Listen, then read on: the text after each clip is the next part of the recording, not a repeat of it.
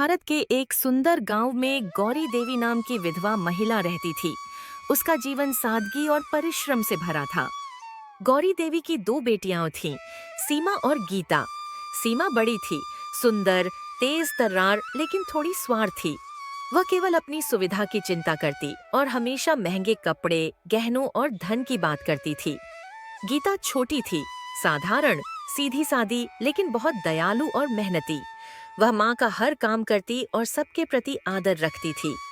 गौरी देवी अपनी छोटी सी खेती और गाय भैंस पालकर घर का खर्च चलाती थी। दोनों बेटियां माँ के साथ काम करती थीं। सीमा केवल तब काम करती जब उसे लाभ दिखे, जबकि गीता निस्वार्थ भाव से माँ की मदद करती। एक दिन गौरी देवी को गहरी चिंता ने घेर लिया। उसकी तबीयत बिगड़ने लगी थी और उसे यह चिंता सताने लगी कि भविष्य में उसकी बेटियों का क्या होगा।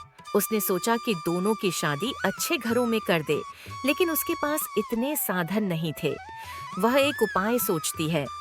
वह दोनों बेटियों की परीक्षा लेना चाहती है, बिना बताए। उसने दोनों को बुलाया और कहा, बेटियों, अब तुम बड़ी हो गई हो। मैं चाहती हूँ कि तुम दोनों 3 दिन के लिए शहर जाकर अपने लिए कुछ काम ढूंढो। मैं देखना चाहती हूँ कि तुम अपने पैरों पर खड़ी हो सकती हो या नहीं। सीमा को यह सुनकर अच्छा लगा। वह सोचने लगी कि शहर में मौज मस्ती करेगी। वहीं गीता ने इसे माँ की आज्ञा मानकर सिर झुका लिया। सीमा ने शहर में एक बड़ी दुकान में काम ढूंढ लिया, लेकिन वहाँ उसने काम करने की बजाय मालिक के बेटे से दोस्ती कर ली। वह महंगे कपड़े पहनती, रेस्टोरेंट में खाती, लेकिन कोई वास्तविक मेहनत नहीं करती। उसने घर पर माँ से कहा, माँ, शहर बहुत अच्छा है। मैं बड़े लोगों के साथ रह रही हूँ। गहने कपड़े सब मिल रहे हैं। दूसरी ओर गीता शहर में बहुत मेहनत कर रही थी। उसने एक छोटी सी महिला संस्था में सिलाई का काम सीखा और अपने कमाए पैसों से माँ के लिए दवाइयाँ और कुछ बचत भेजती रही। हर शाम वह माँ को पत्र लिखती, माँ, आपके बिना कुछ अच्छा नहीं लगता, लेकिन मैं मेहनत कर रही हूँ। आपके लिए दवा और घी भेज रही हूँ। गौरी देवी की आंखें हर बार गीता का पत्र पढ़कर भर आतीं। गौरी देवी ने दोनों बेटियों को वापस बुला लिया। सीमा हाथ में नए कपड़े और फोन लेकर लौटी, जबकि गीता साधारण कपड़ों में लेकिन आत्मविश्वास से भरी हुई लौटी। गौरी देवी ने दोनों से पूछा, तुमने क्या सीखा बेटियों? सीमा ने कहा, माँ, मैंने सीखा कि आराम और समझदारी से चलो तो सब कुछ आसानी से मिल जाता है।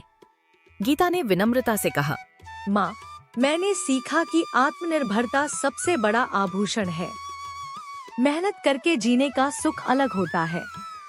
गौरी देवी ने गीता को गले से लगा लिया। गौरी देवी जानती थी कि अब उसका समय सीमित है। उसने दोनों बेटियों को बुलाया और कहा, सीमा, मेरे पास जो थोड़ी बहुत जमीन और गहने हैं, मैं उन्हें बांटना चाहती हूँ। लेकिन पहले मैं चाहती हूँ कि तुम दोनों एक एक दिन मेरी देखभाल करो। फिर मैं निर्णय लूंगी कि कौन क्या पाएगी। ने पहले दिन सेवा की, लेकिन वह बस खाना बना देती, फिर बाहर फोन पर लगी रहती। माँ को पानी तक देने में आलस करती। अगले दिन गीता की बारी थी। उसने माँ के पाँव दबाए, उन्हें स्नान कराया, पुराने घाव पर मरहम लगाया और रात को माँ के पास बैठकर भजन सुनाया। गौरी देवी सब कुछ चुपचाप देख रही थी। तीसरे दिन गौरी देवी ने दोनों बेटियों को बुलाया और कहा, बेटियों, मैंने अपना उत्तर जान लिया है।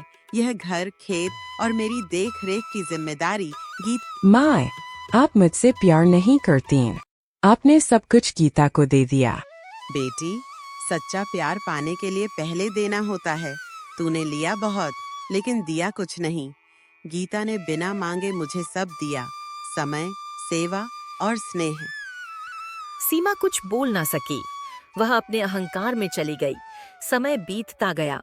गीता ने माँ की सेवा करते हुए एक सिलाई